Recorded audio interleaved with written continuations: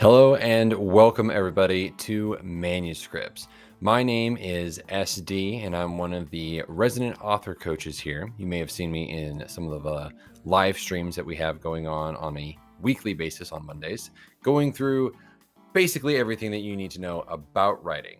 So just in case you haven't seen any of those, we've been talking about editing, we've been talking about publishing, we've been talking about how to establish writing plans and all sorts of good stuff. So if you haven't had the opportunity yet, make sure to go and check out those live stream videos. If you want to make sure that you're staying up to date on everything that we're doing, go down and hit the subscribe button over on that side and the bell notification icon, so that way you get notified. Now, today we're going to be talking about early praise and editorial reviews and what that means for you and how to get them specifically from your beta readers. It's super important when you're going into publishing that you have some credibility boosts, that you have things that get people excited about what it is you're going to be releasing here in the near future. So we're going to dive in. I've got some slides for you and we're going to walk through it step by step so that way you guys can figure out how to get early praise from your betas. Now, we're going to kind of be creating a whole series on leveraging not only just your betas, but also noteworthy people and indie authors, that kind of thing. So really make sure, and we're going to have the slides for you guys. But this is really trying to help you think about the bigger picture of publishing. So let's go ahead and dive right on into this. So early praise and editorial reviews are short 1 to 2 sentence quotes, statements, or descriptions about your book from someone else. They are marketing sound bites that you can use to help you market your book. So we've all seen those, it's the little things that, the little quotes up at the top of the book. Now, these aren't necessarily going to sell the book on the book itself, okay? It's important to note that it's not something going to generate, thousands and thousands of dollars in sales. I mean, if you maybe got like Neil Gaiman to pat you on the back and be like, hey, good job on this book, that might help your case a little bit. But in terms of what you're going to use to market your book, the types of posts that you make on social media, the types of editorial reviews that you can put on the editorial section on Amazon or Ingram Spark, which will then kind of transfer out to Barnes & Noble and a lot of the other places. So this is kind of what you guys need to be thinking about, okay? Now, you can get these quotes from friends and family, your beta readers, which we're talking about today, media publications, indie professional authors, famous people, and podcasters, keynote speakers, etc. Like literally, if you can find somebody who's willing to read your book and give you some very specific feedback, which we'll get into, you can get a quote from these people, okay?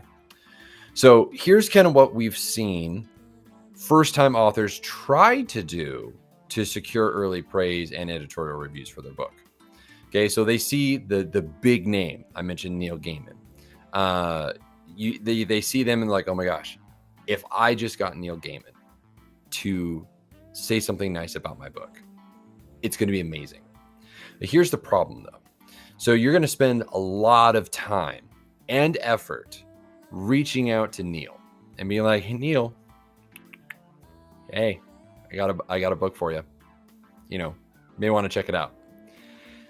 The problem is that let's say you do get Neil and then you're kind of reaching out to everybody else. Suddenly everybody wants to be your best friend because you just got Neil Gaiman. Okay. Now, what ends up happening then is that your funnel bottlenecks and it gets all crowded with influencers and beta readers and indie authors because suddenly everybody wants to be your best friend. So that can make a mess of some of your marketing plans, okay? So you want to be a lot more strategic about it and a little bit more thoughtful on how you approach them. Plus, there's no guarantee that you're going to get a big name, right? Some people are like, hey, I'm going to throw Obama out there into the mix and just Hail Mary pass. We don't want to be doing Hail Mary passes as much as we want to be very thoughtful, very intentional, so that way you can publish more successfully and hopefully have a little bit more momentum behind you. So how do second-time authors get early praise and editorial reviews? Here's what it looks like. It's much more structured, right? We flip the funnel around. So we start with our betas, okay? So this is the grassroots marketing for social media. These are people who are like, oh my gosh, I loved this book. The characters were so intriguing. The world building was amazing. And, you just kind of keep adding on to it, right?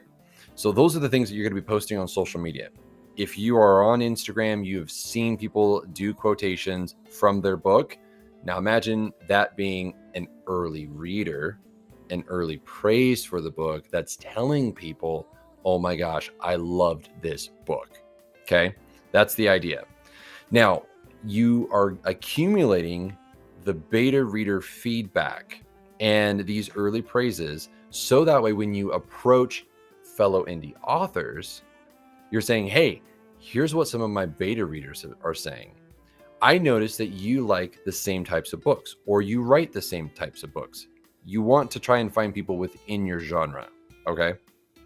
To add some legitimacy and some credibility to you, especially if you're a first-time author, but we're trying to publish like a second-time author, all right?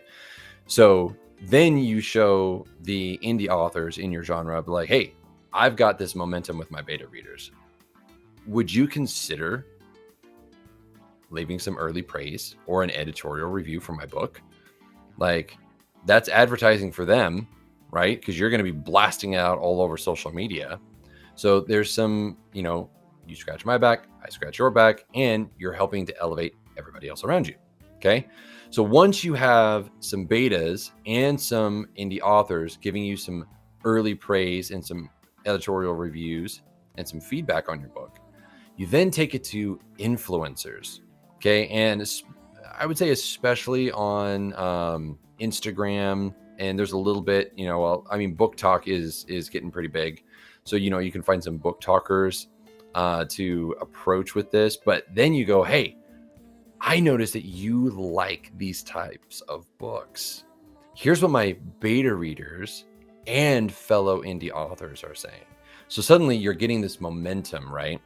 And influencers, really, they're influencers for a reason. They have a huge platform. So if you can get one of them, if you can get a well-known bookstagrammer to give you an early praise for your book, that's huge, okay? And it's so much easier to do when you show that you have this momentum behind you. Then when you have all of that stuff and you're reaching out to Neil and be like, hey, Neil, I don't want to brag or anything, but my betas, fellow indie authors, and these fabulous influencers all love my book. I would be so honored if you would give some early praise for my book. Can I send you a copy or a couple of chapters? And we'll kind of talk about the strategy there. Now, does that guarantee that you're going to get anybody with a big name?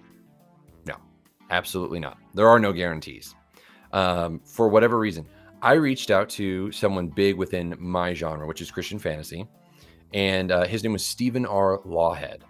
And I love his books. The Song of Albion trilogy is one of my favorite trilogies ever. And I will go back and I will reread it from, a year and a half to every 2 years.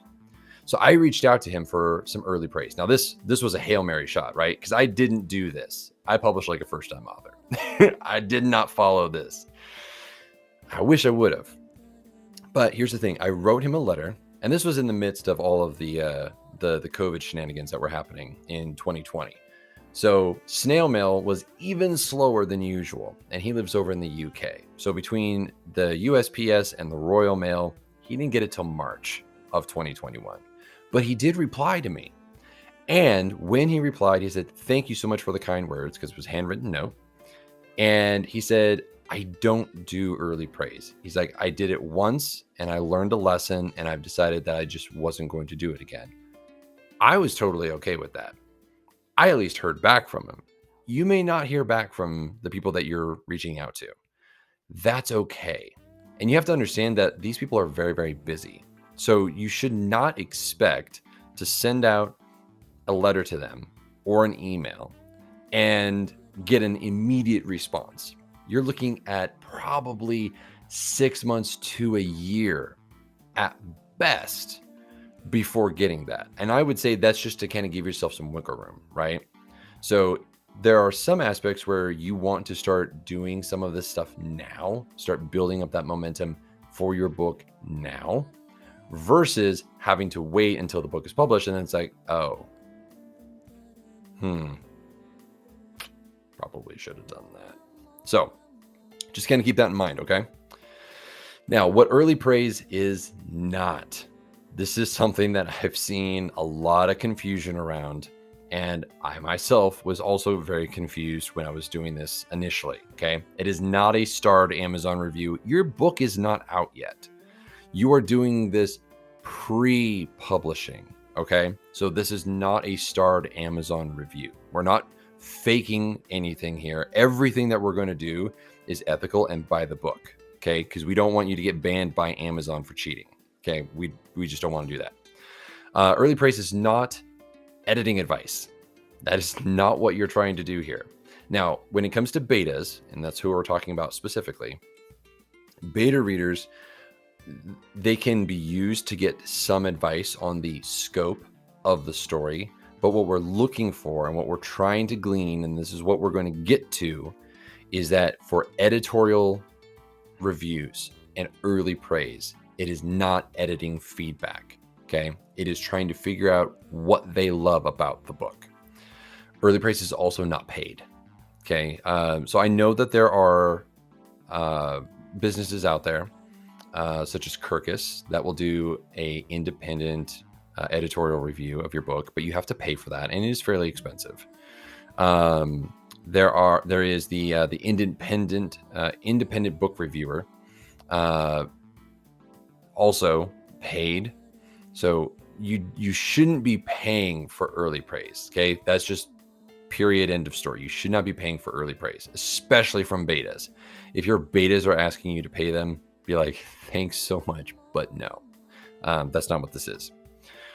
Early praise is a marketing tool, okay? Because again, we talked about social media posts.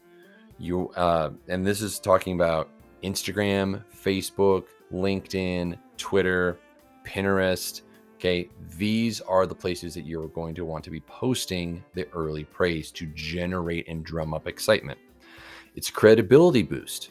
Okay, especially if you're doing it in that order and kind of going from betas to indie authors to influencers to that big name, whoever that big name is for you, then it's going to add credibility to you as an author, because people, your readers, are seeing that like, oh, wow, there's all of these people interested in investing in this book. This is awesome. Like, I should probably check this out. Okay. And it's an excitement builder, especially if you can get enough of them to kind of spread out to use as you get closer to publishing. That's a huge thing. So keep that in mind. Now, how to ask for early praise without asking for it. This is a little bit tricky. But I have found that it works wonderfully if done right. Okay. And it's so important. Some people want a beta read for you because they want to help, and they have the best of intentions. It could be a family member, it could be a friend. Like, they love you, they want you to succeed, and they're like, yeah, absolutely, I'll beta read your book. But they don't know what they need to do. Okay. Betas don't write books generally, they read them. Okay, that's the idea. You're trying to get beta feedback from the reader demographic that you are trying to publish to and trying to market to. Okay, that's the general idea. So you need to tell them exactly what you need from them. So for example, I need you to read this and answer some questions about the story. It will really help me out. Okay, so you want to be specific with your betas. You want to give them questions that they have to answer, and more specifically, questions that you need answered. Like, very specifically need answered. Does this work? Does this work? Does this make sense? Okay, because then they read with that in mind. All right, so you want to set your betas up for success and get the most bang for your buck in feedback. To do this, provide them with 4 questions you need to be answered. Okay, this helps them know what they need to look for. Now, the 4 questions your readers should answer are, and this is a general outline. Okay, this is not a hard and fast rule for these questions. You can kind of tweak them, but there is a reason for the order of the questions. So, what did you like? Themes, concepts, right? The wording and how you phrase it is all up to you. This is the general template. So, the themes, concepts, etc. What did you think about X in this particular chapter? Now, I did this in the second draft of my fantasy novel, The City of Snow and Stars.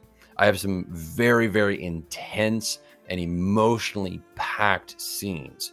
And one scene in particular revolved around rape, okay? And I wanted to make sure that I was understanding and that I was portraying it in a sensitive manner, as sensitive as I possibly could, because it played into the themes of my book. And what I got from my betas was an answer to, does this make sense in how I'm thinking it's supposed to?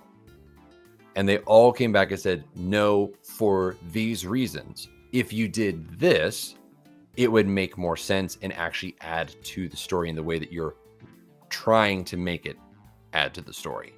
I was like, okay, that meant completely not only just rewriting that scene, but actually moving that scene, like 4 chapters back in order to make it work. And then I did, and I resent them the scenes, and they were like, yes, that is how it should have been. Perfect. That's exactly what you should be doing. You should be looking for those types of things where you're just like, I don't know if this lands right. And if you don't know and you don't feel confident on it, or you just want that extra feedback, ask them that particular question, okay? Then, was anything confusing? The story, the structure, subplots, character arcs, was any of it just like leaving them scratching their heads? You need to know that. You need to know that before you publish your book, and then you get a bunch of 2-star reviews being like, this didn't make any sense. Okay, so make sure that question is asked. And then, how would you describe it to a friend? You want to know how readers are going to talk to their friends about your book. Okay, and this is a super important thing as we get towards the end of these slides, where we start then to kind of take that and mold it into something that is usable. So next is you want to set an expectation plus the deadline. Okay, so you should never leave your publishing timeline in the hands of beta readers. Period. End of story. Set a deadline for them to adhere to, knowing many probably won't complete it. Again, best of intentions, follow through is not great. But you want to make sure that you are still on track for your publishing. So don't say, just get it back to me whenever you can. It's fine. Like, it's not like I have anything going on, like trying to publish a book and, doing all this crazy stuff. Say, I need it back by XYZ date. Does that sound reasonable? And if it's unreasonable, then you thank them for wanting to do that. You're sticking to a tight timeline. And so maybe on the next time, they'll be able to beta read. That's all you have to do. Okay. So next, and this is so important, the pre-outreach prep. You have to prepare for success. Okay. So you want to identify 10 to 15 people you trust to give you honest advice. You do not want to just blast it out there on social media and get Joe Blow off the street and be like, hey, will you read this book? And they're like, sure. And you don't even trust them. Okay. I know that particularly with authors, some of them get really skittish about, sending their works out there when it's not copyrighted and all this kind of stuff. Understand that if you are looking for 10 to 15 people whom you trust, you don't have to worry about that. Okay. So just kind of keep that in mind. Then you want to identify 3 authors or books, it could be a little mix of both, that those people would like, those 10 to 15 people would like. Now, if you know them, it should be a little bit easier, right? Because you might know their preferences. But if not, then you need to make sure that you understand what that actually looks like. Who do they actually read? What do they enjoy? Then you're going to use those as references in your outreach. So then you want to build a template, okay? Just like really you're looking at 150 words maximum of 150 words to reach out to somebody, okay? And then you're going to want to either direct message them, text them, call them, or email them. Ideally, calling is best. Again, if you know them. If you don't know them, then email is going to be the next best. Then direct message. Text message, again, is like if it's family or friends, that's easy. But that's really as far as that's going to go. So who are you reaching out to? Now, you're going to be looking at members of your author community. Okay, so if you've already kind of started establishing and accumulating fans and followers of your book, this could be on social media. We're looking at a group potentially on Facebook, a Discord channel. It could be your newsletter, right? You could be reaching out to them asking for betas. It could be a social media friend, but not necessarily a member of your community. It could just be someone that you know and trust on social media. It could be a former professor or school teacher, or it could be family, right? The list is fairly long, but you want to try to have as much as possible, kind of a variety in those 10 to 15 people. So that way you're getting, and trying to make sure that they actually read your genre. I find this a lot, and this is one of the biggest mistakes I've seen with authors who are asking for beta feedback. And not even just necessarily early praise, but feedback in general, is that they find people who don't even read the genre. So they have no idea of the genre expectations. They have no idea what the story arcs generally look like. They have no idea of the tropes, and they may not even like it, but they like you and they love you. And so they're going to tell you it was so good and they hated it. Don't do that. Find people, that 10 to 15 people, and the books in the genres that they like and that are closely matching yours, okay?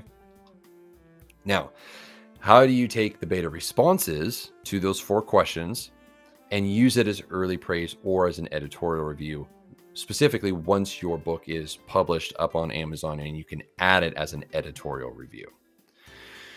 Crafting reviews. Okay, so betas don't write books, they read them.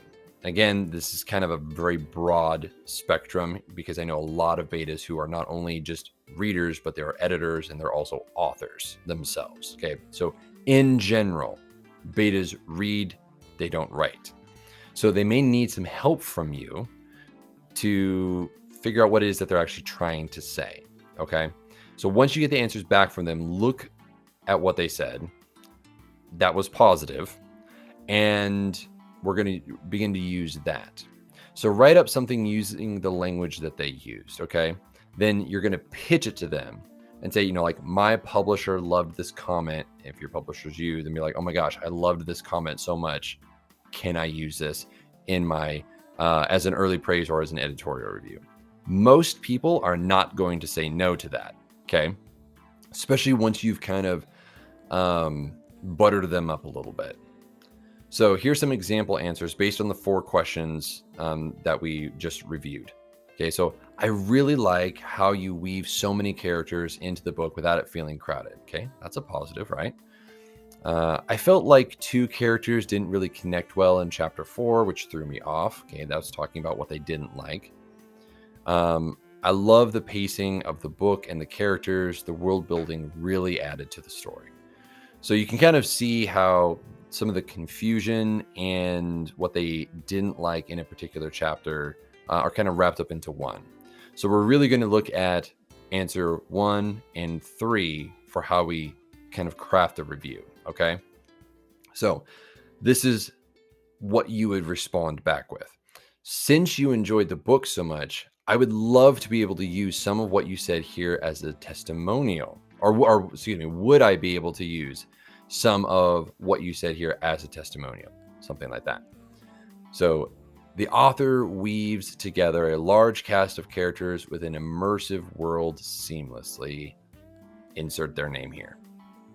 Would that be okay for my publisher, i.e. you or me, to share with people in various places, i.e. as a social media post, in a newsletter, as an early praise, editorial review, etc.? They're probably not going to say no. Now, here's the thing. We're not making anything up. We're taking what they said from this. I really like how you weave so many characters into the book without it feeling crowded. And I love the pacing of the book and the characters. The world building really added to the story. So now we look at that the author weaves together a large cast of characters, which is referencing answer number 1, with an immersive world seamlessly, which is answer number 3. Okay. But they didn't say that, but this sounds like what they said. And now you're getting their approval because we're not posting anything that we did not get approval for, right? Right. We're not doing that. So here are some of the takeaways. Getting early praise or an editorial review from your beta reader gives you leverage when reaching out to influencers.